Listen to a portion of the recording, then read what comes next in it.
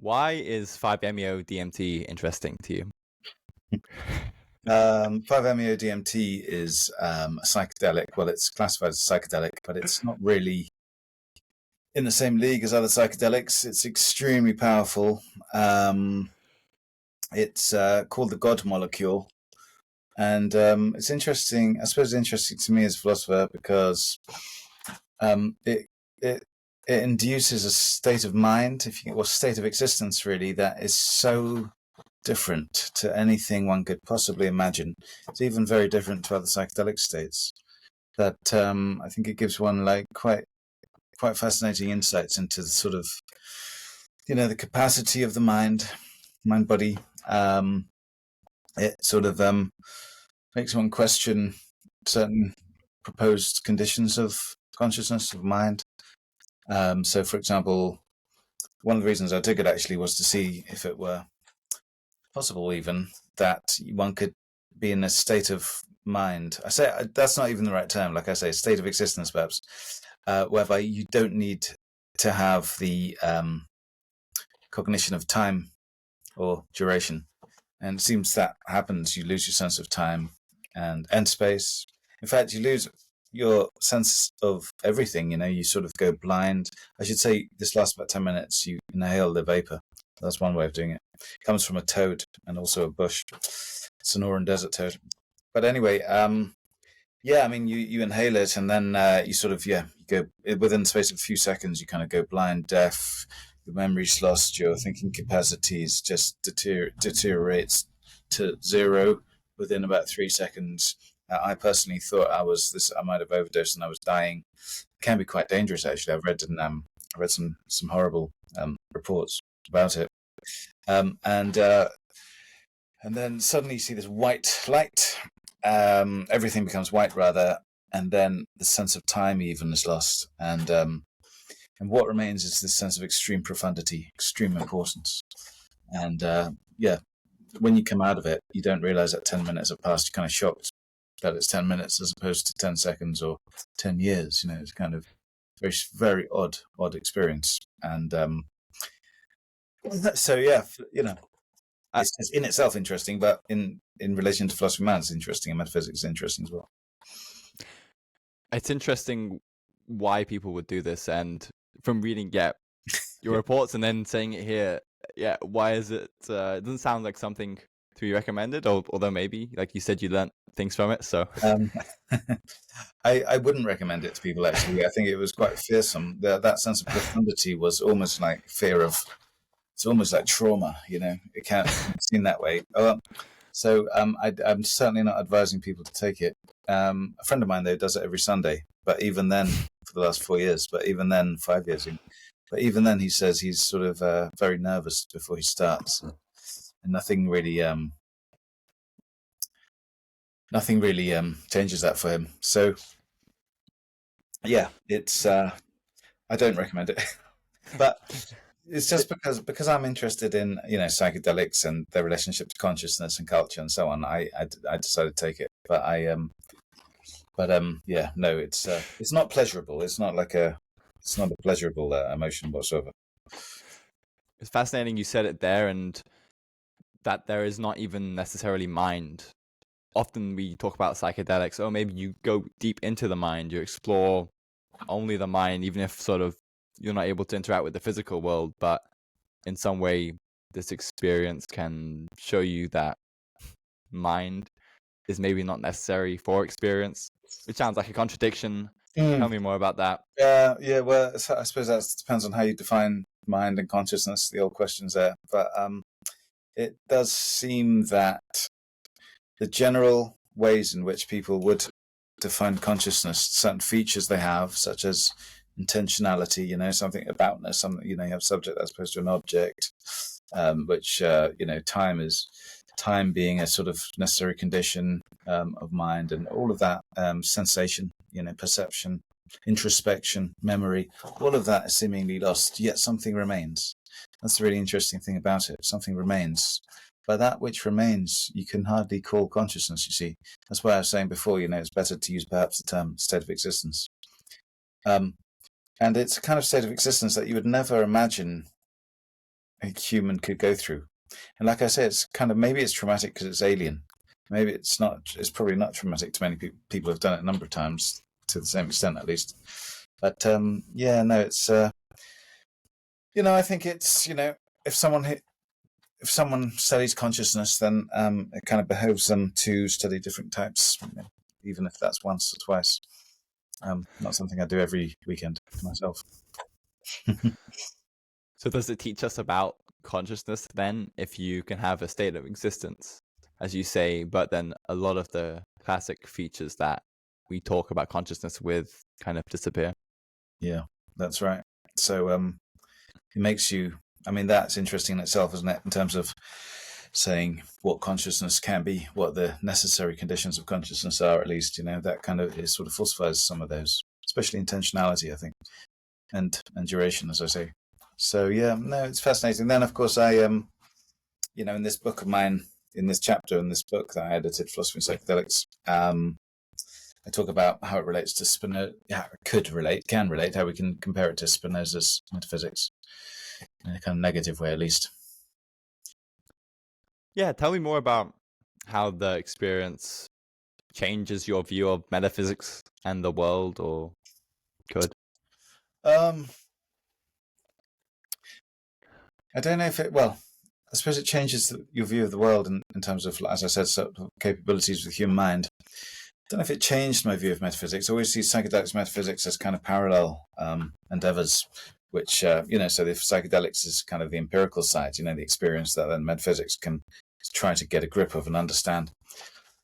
But so what I did in that essay, though, that chapter from a few years ago now, is I looked at this kind of very interesting, very ambiguous notion of Spinoza's ethics called the intellectual love of God. It's towards the end of the book. Now, I should say the book, the Ethics by Spinoza, his masterwork, really, published just after he died in 1677.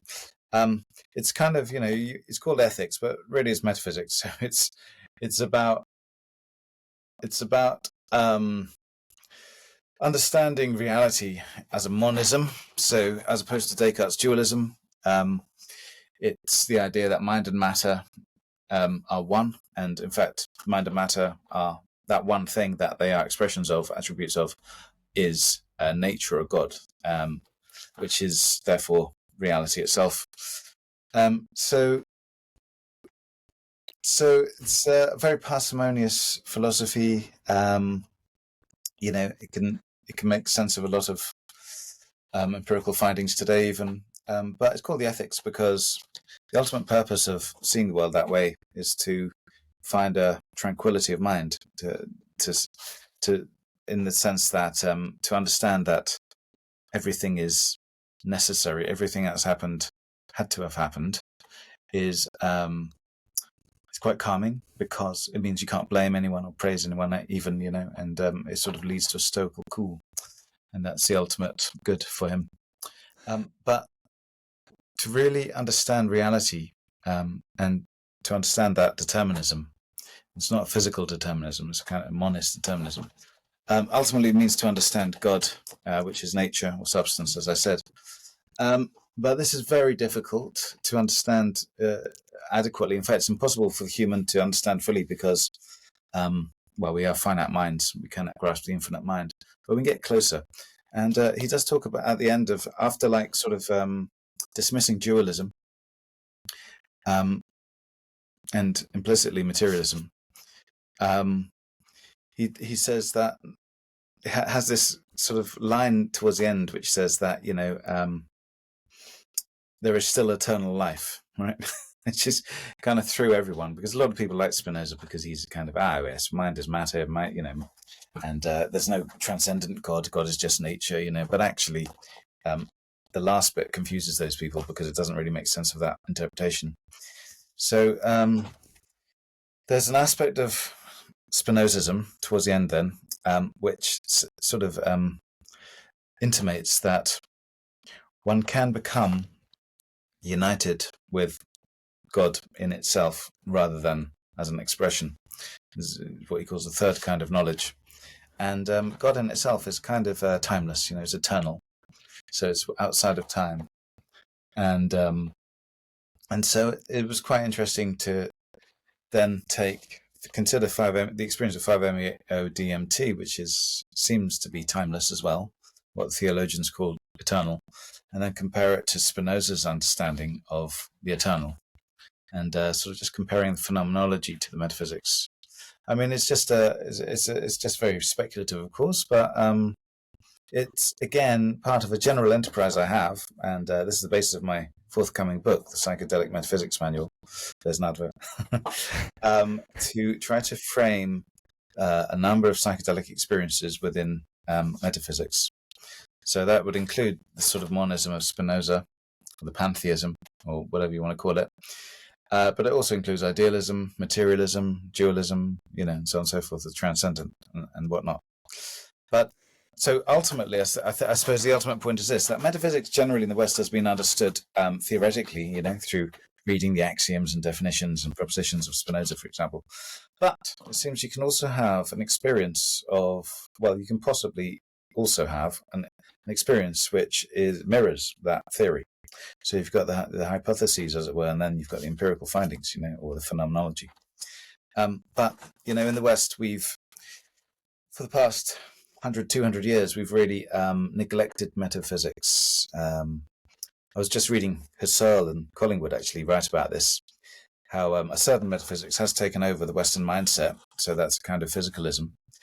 And is implicitly, though, and it's kind of part of its ideological power is to sort of neglect any analysis of its own foundations, which is metaphysics, you see.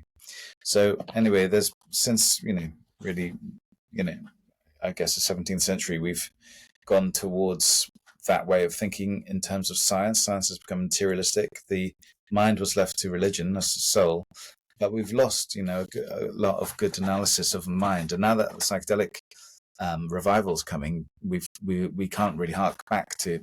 There's no real grasping of what it could mean. So there's just like we look at the brain, we look at the correlations, and then sort of look at correlations to mental health, perhaps, or we leave it to religion or New Age or whatever, right? But there is another way. There's a very rational, analytic way in the middle, where we do take seriously the mind as well as the brain, and try to analyze it in a more rational way.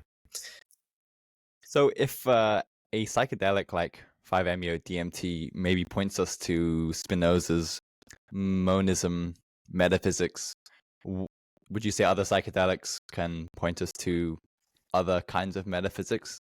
Yeah, tell me more about how psychedelic experiences change how we conceive of metaphysics. Well, there was a study a few years ago from Chris Timmerman and others, which was replicated, showing that psychedelics do change metaphysical shifts. Although, it's just one or two, a few studies really, so it's not, it's just indicative. But it seems anecdotally to be the case as well. And there are many metaphysical experiences that can be understood through metaphysics of mind, especially. And also when we look at indigenous understandings of metaphysics, or rather of psychedelics, or their experiences induced via psychedelics, we can see that they also sort of have a metaphysical view of things. So, for example, the indigenous Americans, are generally considered to be animist.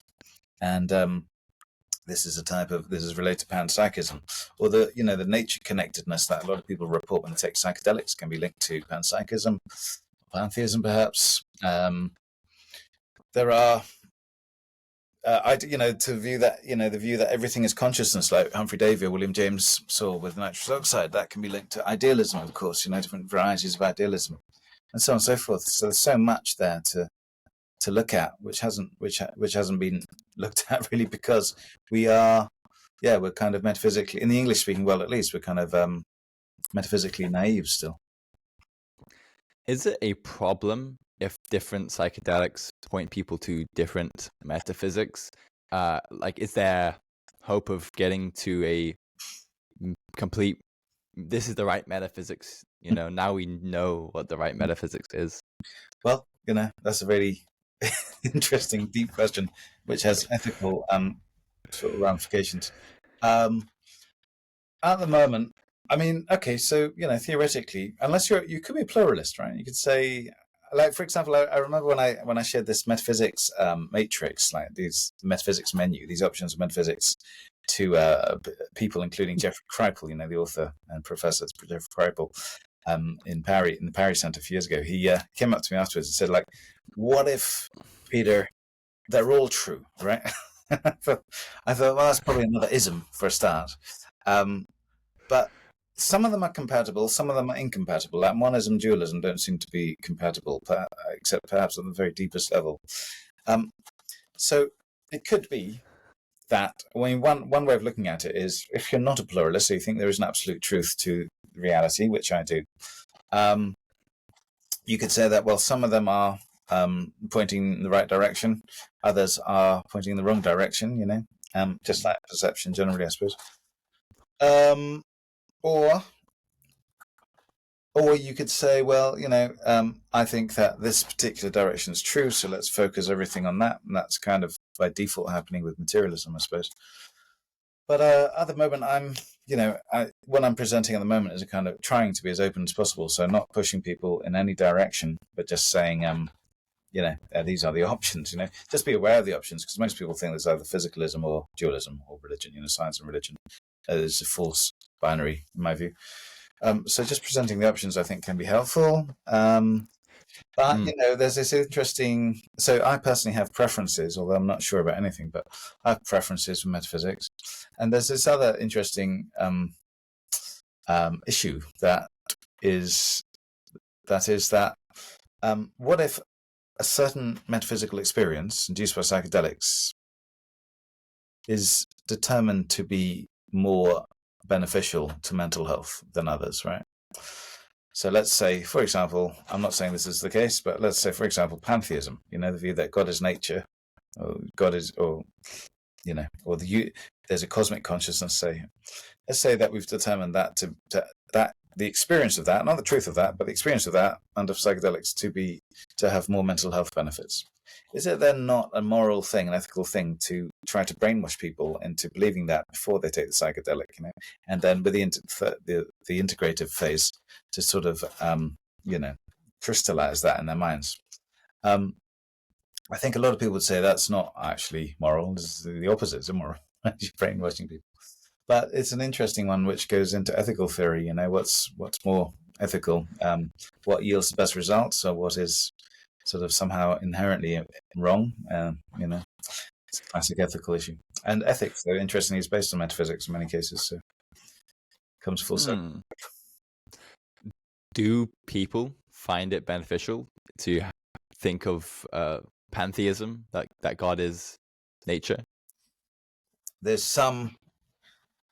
is some evidence that they do, but it's it's next to none, really. So there's no real good evidence for that at all. I think that maybe you can make the case that a move away from materialism is good. is because arguably the meaning crisis that we have today, or in the past, existentialism and nihilism, is in part, not completely, but in part caused by getting rid of teleology in nature, right? Meaning in nature, in other words, purpose in nature. And so psychedelics, which make one question that kind of metaphysics, might then have a knock-on effect on meaning in life. And Viktor Frankl's whole form of therapy, logotherapy, is all based about having a meaning in life. This is the most important thing for mental health, right? So I think psychedelics can certainly act in that way. But it's early science still. There's still we're just beginning, so there's no absolutes here at all. Yeah, I could imagine that.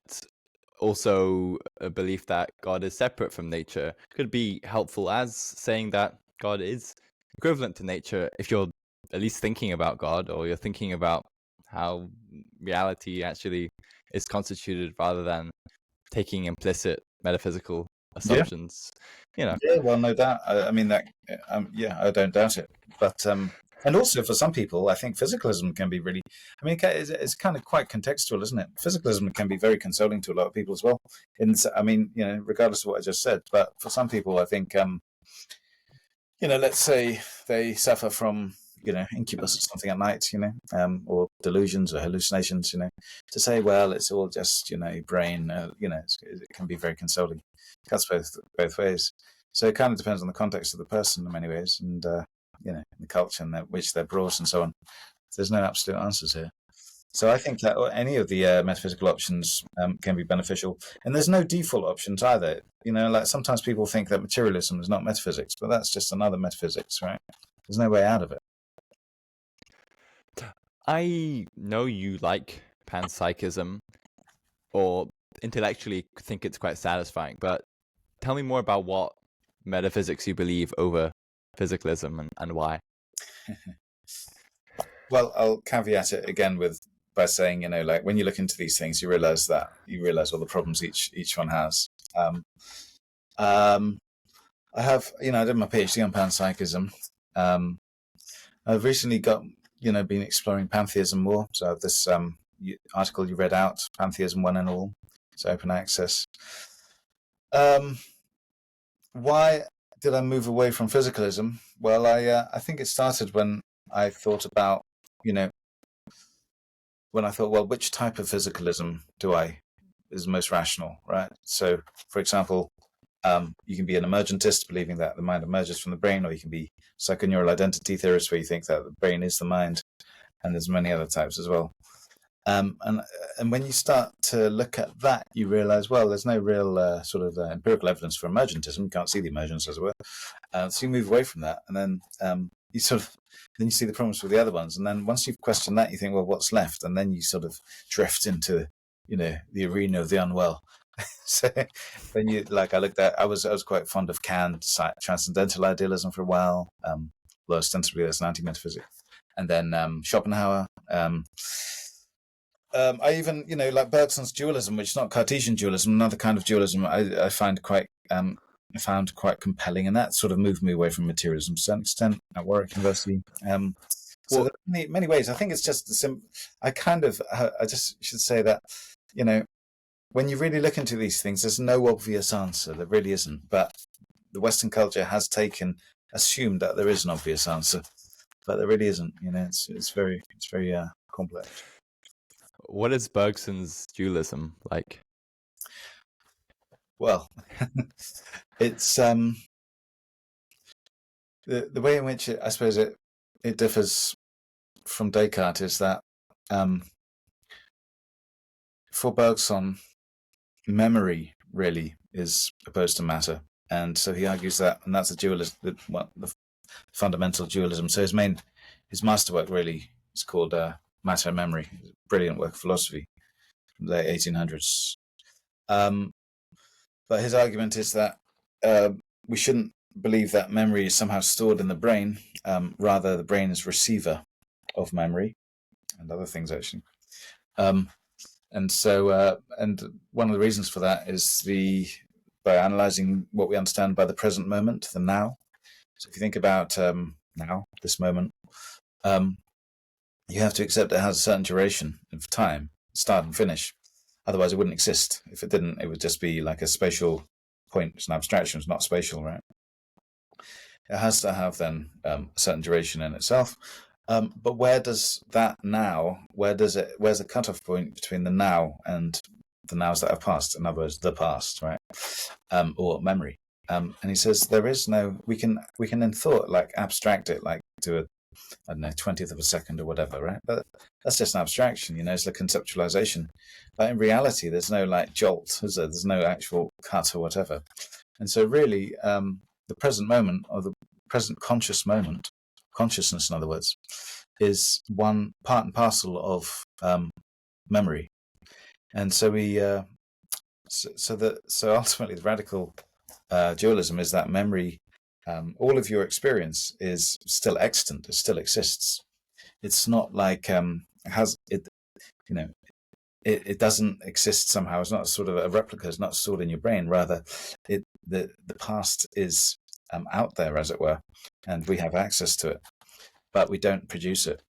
And he made some really interesting arguments for it. I mean, it's far more complex than that, and it's really worth reading the book. I've spent a few years reading the book, but it's so it differs from Descartes. I mean, for Descartes, mind was another substance that interacted with the body, and it was aspatial, and it never really made sense. And there's a reason actually why Spinoza sort of turned away from Descartes. The classic interaction problem. How is it that some other type of alien substance can interfere with the pineal gland in the center of the brain? It just didn't work out. So then people were looking for other solutions.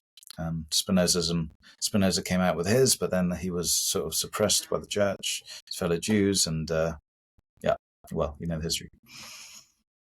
I don't know it so well. Tell me more about Spinoza and what he does, why he separates from Descartes, and what kind of his metaphysics looks like. Okay, so I think the only book that Spinoza published under his own name in his lifetime was a book on Descartes' philosophy. After that, he had to go publish anonymously and his masterwork posthumously. And that's because his fellow Jews rejected him, excommunicated him officially. This was in the 1600s in Amsterdam. The church banned his books, and his legacy for 100 years after his death was something like Hitler. It was sort of quite seriously, who was like the enemy number one really in Western culture. But he was a very rational thinker, I would say. So his general idea is that mind and matter are not separate substances, rather they're two attributes or two expressions of one substance. That one substance he calls nature or God. So God, substance, nature are synonyms.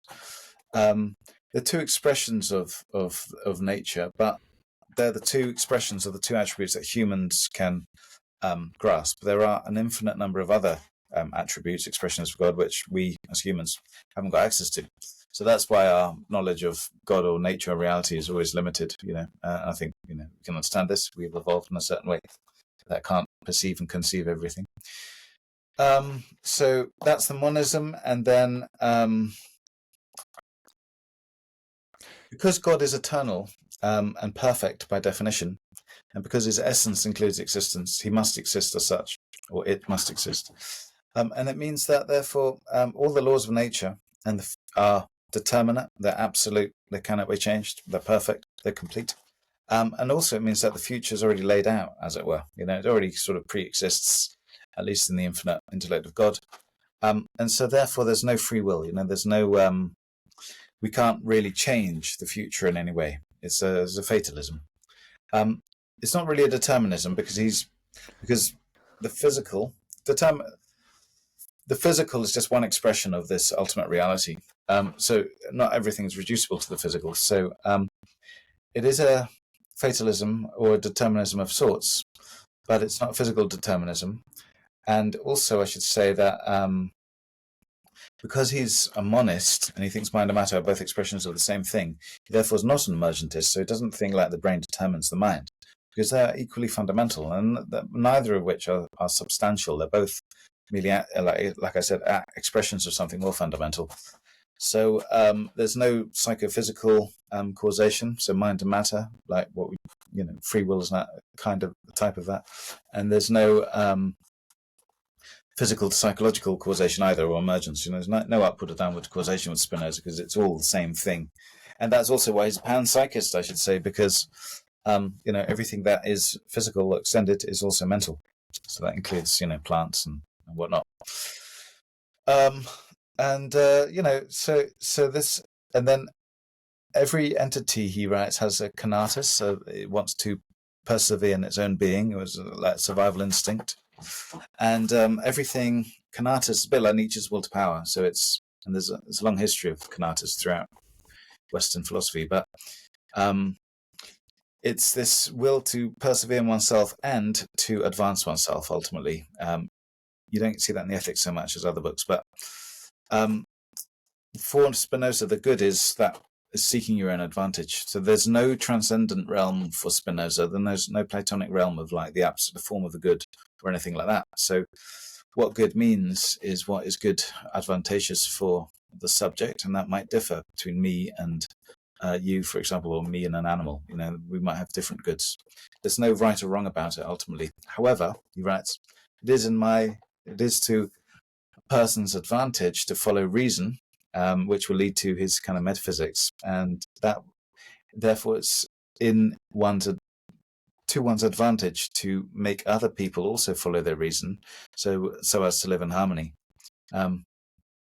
So he's still advocating a kind of ethics for to create civilization, but ultimately it's still, it's in my advantage that you act according to your own advantage, because then we'd both be following reason, which gives us the most power, most advantage, and reason leads to this understanding of God, nature, substance, and the understanding that everything is necessary, everything that happens is necessary. So don't be controlled by your anger, your emotions. So ironically, he says, like, to attain real freedom over your emotions by following reason, you have to understand that everything's necessary. So freedom is attained by understanding that there's no freedom.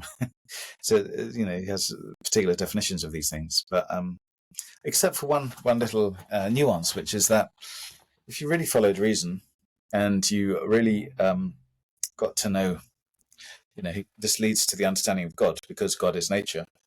Ultimately, though, God, as I mentioned before, is eternal, right, outside of time, space, and everything. Well, not outside of it, I should say. That's the wrong way to put it. He is more than that. So those are just parts of him, or expressions, aspects of him, God. But in this intellectual love of God, the sort of suggestion is that you then unite. This is, I've argued, is somewhat akin to a mystical experience. Other interpreters of Spinoza would not see it this way, but some do, like Timothy Sprigg, for example. I do. It's a kind of mystical unitive experience. And when your finite mind sort of unites with this infinite mind, and perhaps the 5-MeO experience gives you a glimpse of that, purely speculative, because you then, as it were, become God, which is nature, you become free in this sense as well, because only God is free, because he is not determined by anything else, because it is everything, right? So there's another sort of nuanced version of freedom that Spinoza has. But but the difficulty is, I should say, especially the last part of Spinoza's book, The Ethics, part 5, is interpreted in quite widely different ways. So I'm giving you my interpretation, but it might be wrong. And you'll speak to other people who have got, think it's, some people say, for example, that part of the ethics on the eternal life and the intellectual love of God is just his kind of getting scared of the church authorities and sort of adding in a bit of theology at the end. Whereas I think really it's probably that intuition that he has, which he tries to express at the end, the intuition of the love of God, nature, which is actually the basis of all of that which precedes it, and leads up to that, as it were. It's a culmination. But this is where Spinoza commentators differ. Is it the equation of God and nature that is disliked by the church and others, or are there any particular bits that people dislike? Well, what really got Spinoza into a lot of trouble with the church is that he provided, in another work, the Theological Political Treatise, he began this analysis of the Bible, which sort of suggested that, for example, the first 5 books of the Bible were not written by Moses, but by a number of authors. So in other words, he started textual analysis of religious texts. Higher criticism, it's called, I think. Before higher criticism became a thing in Germany, sort of in the 1800s, but he did it in the 1600s, and that really got on the goat of the sort of religious authorities, who were the state authorities at the time. Especially because he was a kind of seen as a guest in Amsterdam, like a Jewish guest in a Calvinist country. So he upset his fellow Jews. He was excommunicated. Someone tried to kill him even. And but his books were banned by the church. That's one of the reasons. Another reason was the metaphysics, which is that, a lot of people misunderstood Spinoza, I should say, as well. And that's why he was painted as a monster, even by Hume, David Hume, he was famous, skeptic of religion himself, but he even said Spinoza was a monster due to misunderstanding. So a lot of people think that Spinoza was an atheist because he says, well, God is not transcendent, not outside of creation, but is creation. And so, you can, prima facie see that as just as a statement to say that, well, there is no God, really. If we're saying that God is nature and there's only nature, then there is no God, right? So that can be seen as atheism. Spinoza himself denied this in letters, that he was an atheist, and he wasn't. He was a pantheist. Why was he not? Because, again, matter, number one, he wasn't a materialist. He was often associated with atheism. Those needn't be, but he wasn't a materialist. Matter was just one of an infinite number of ways in which you can express reality. Secondly, he put forward this notion of the infinite intellect, right, which is essentially the mind of God. He says explicitly in the Ethics, God is a thinking thing. I don't think an atheist would accept that. So there's a real difference between pantheism and atheism. And but people saw him as an atheist. And in fact, people still see pantheism as atheism. Certain interpretations of pantheism are atheist, even by so-called pantheists themselves, who sort of misunderstand the origin of the term. I should quickly say about pantheism, it was termed 20 years after Spinoza's death by Joseph Raphson, so in 1697. And when Joseph Raphson was an English physicist, defender of Newton, when he coined pantheismum in Latin, he referred to Spinoza and Hinduism, So pantheism originally does mean Spinozism, and Spinozism, as I've just said, is not atheism or materialism. So that's, the origin of the term and the logic of the term as well. If you're going to say pantheism is just sort of, you see, I say this because there are physicalist pantheists who think that, well, pantheism is just like, the adoration of nature, the adoration of celebration of science. It's like, isn't it wonderful? Nature is like God. But it's not. That's misunderstanding of its origins, and also just logically doesn't make sense. What does the theism suffix of pantheism mean if it's not some kind of God, right? Theism from theos, God, if it's not some kind of mind-like entity, it just doesn't make sense. And this is what I've tried to draw out in my Pantheism One and All essay. See the different types of pantheism that exist, and how some of them I don't think really are sound. It's fascinating with Spinoza's metaphysics that mind and matter are only aspects of wider reality. So are there other substances, or maybe that's not the right word, but aspects of the one substance, God? And yeah, there are for him. So like I said, we are only privy to two: thought and extension, which is broadly speaking mind and matter. But there are conceivably, theoretically, an infinity of other ways in which to understand the whole of nature. So I suppose one way, and he does kind of hint at a third way in a letter I seem to remember Spinoza wrote. But and maybe again, like to conjecture, psychedelics can give you kind of completely different ways of relating to reality, which are not hallucinations, but like another one of these. He calls them attributes, but expressions or aspects. So it's another way you can put it. But I think one way you can think of it, I suppose, is like, imagine another creature, another animal, maybe something very odd like an insect or, I don't know, whatever, caterpillar, something like this. It might have a completely different conception of reality, like it might not see space. It might have, 2 dimensions of space, perhaps, rather than 3, It seems a bit arbitrary that we've got 3. We could perceive it in different ways. And they might not have the qualia that we have. They might not have colours and sounds as we have it. I mean, the interesting thing with psychedelics, actually coming back to that, is that you can have experiences for which there exists no words. They're completely ineffable.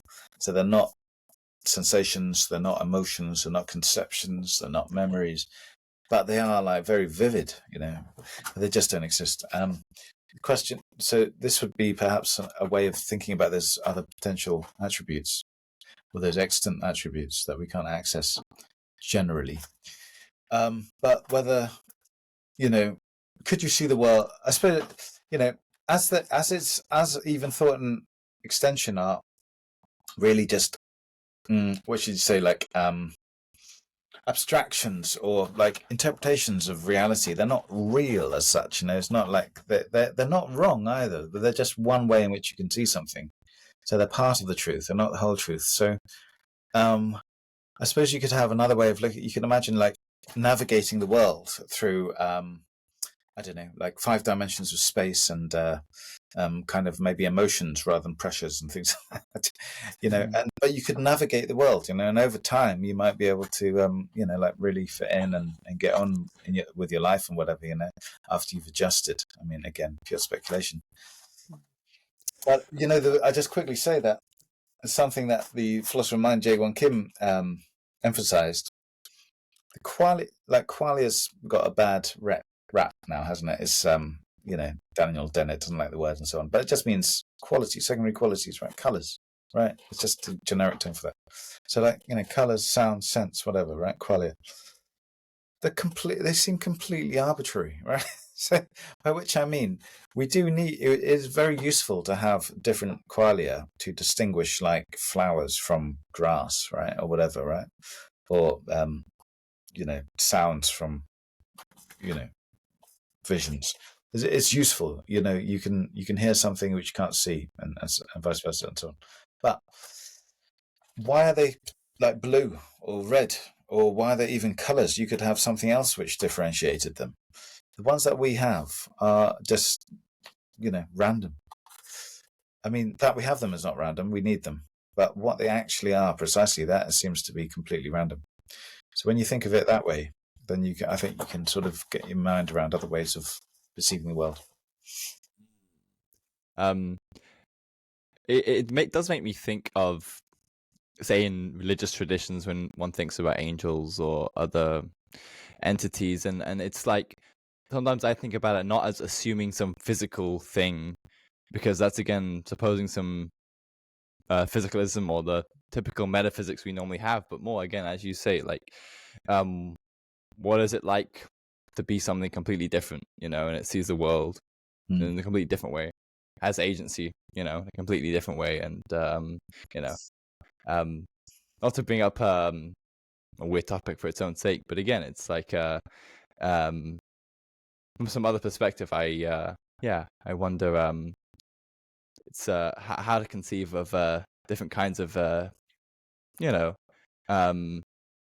as you say, imagine the example of you have different dimensions of space or emotions, like, then what kind of being are you? Maybe it could exist, but there's links to Nagel's famous essay, "What's it like to be a bat?" You can't know what it's like just by looking at its physiology. Also, there's some interesting stuff about thinking about two-dimensional objects. Uspensky, the Russian philosopher, he wrote about two-dimensional worms and so on. As did a number of others. In fact, in my book, Modes of Sentience, the last chapter is about that, relating to this wonderful novel, Flatland, by Abbott. I don't know if you know that, about a two-dimensional world, and then suddenly a three-dimensional being comes in and shows him a different reality. Right. I also want to ask about, Spinoza has this pantheism, that nature is God. How is that different to God being separate from nature? Like, we often think about creation. There was God, and then there is creation, and they're distinct. What do you think is most likely to be true? Well, these are beyond my ambit, really. But I suppose it's just more. I prefer there's no theological difference between immanence of God and the transcendence of God. And, Christians often say there's both, so the Holy Ghost is part of, is the immanent aspect, and the Creator is transcendent. But Spinoza goes for parsimony, and, one is more parsimonious than two. Two realms of reality. So there'd be God and then the physical, mental world. Why? Well, one of the reasons is it's kind of based on an old ontological argument. God, if we understand God as the most perfect being, then he, perfect means complete. Then God would be more perfect if he had extension than if he didn't. So in other words, or space, So if God was spatial, he'd be more perfect than not. And, so like you add space to God's infinite attributes, then of course you get pantheism, and the whole space becomes part of it. part of him. Now, it's not really that much. I mean, although it sounds very different, it's not that different because the transcendent means what transcendent generally means is like, beyond space and time, beyond this world, right? For Spinoza, although it's an immanent God, so, that it's still transcendent of our usual understanding of the world. So when we think of the world in purely spatio-temporal terms, physical terms, then Spinoza's God is transcendent of that. However, God is still not transcendent of reality, even though it looks that way, because what he does is he makes reality more godlike. He brings physical nature to God's level, as it were. So he sort of, what's the word I'm looking for here? Apotheosis, I think. Yeah, like elevating to God. So he's kind of Spinoza's God is epistemically transcendent, but ontologically immanent. Put it that way. But for a lot of people, there's no real difference there anyway, right? So there's still this kind of mystical element of reality that is God, and it's just that with Spinoza, he everything is part of that God, and there's nothing outside of everything. That's even that's basically true by definition, isn't it? Mm. So that's why I think that if you've got a creator God, then I think dangers are then you sort of value there's something outside of nature rather than nature itself, and this can then lead to notions of sin and judgment and things like this. And it doesn't always, of course, I'm not saying that, but I prefer this divinizing nature rather than separating it. Is there maybe no sin in Spinoza because of this kind of fatalism? Yeah, that's right. There's no sin. There's fundamentally no good and evil even. It's kind of Nietzschean in a way. Because, as I mentioned before, like what is good for Spinoza is what is advantageous, what brings virtue or power to a person, and joy is a result of gaining that power. But ultimately, I should just caveat that with saying that the greatest joy comes from living in a harmony with other people, not animals. He's anti-vegan explicitly. He says, they don't have the right, they don't have the same rights as humans have, because right is based on power. But it is fundamentally might is right, with Spinoza. A lot of people don't want to admit that, but it's fundamentally true. Also, I should say that Spinoza's God is not personal, like a transcendent God. So that also alienates a lot of people away from it. Spinoza in the Ethics explicitly says God does not love you, right? Because it hasn't got human emotions. It doesn't love. It doesn't love you. God doesn't love you. God doesn't hate you. Although there is an intellectual love, which is a higher level still. But anyway, it's a non-personal God, and that's pantheism generally, is a non-personal God. It's not for everyone. It's quite harsh. But also I should say this thing, relating this to free will, right? So if everything is determined, if everything already has to be the way it is, then you can't blame anyone for anything. You can't say you shouldn't have done that, or he ought not have done that, because it couldn't have been any other way. Now that brings tranquility to mind for Spinoza. But of course, it's kind of people like to blame others, and it doesn't appeal to them. But so it's kind of a stark view. It's a kind of God is nature, but it doesn't care. God doesn't care about you in the slightest. He won't save you. There is no heaven. There's no hell either. On the flip side. But it's a kind of, it's also like pantheism. It's not really a religion as such, because it's not you don't get churches of pantheism, not yet anyway. You don't get denominations. Well, you do get denominations, as in the sense you get different types. Like I said, there's a monist type, there's the idealist type as well. But it's not. So it's not an official religion, but it's not really a philosophy. It is a philosophy in a way, but it's kind of quite a religious-like philosophy. So it's kind of like in limbo between philosophy and religion in many ways. It's quite an interesting thing. Do you think pantheism, like Spinoza, is true, or how do we evaluate, what metaphysics is most true?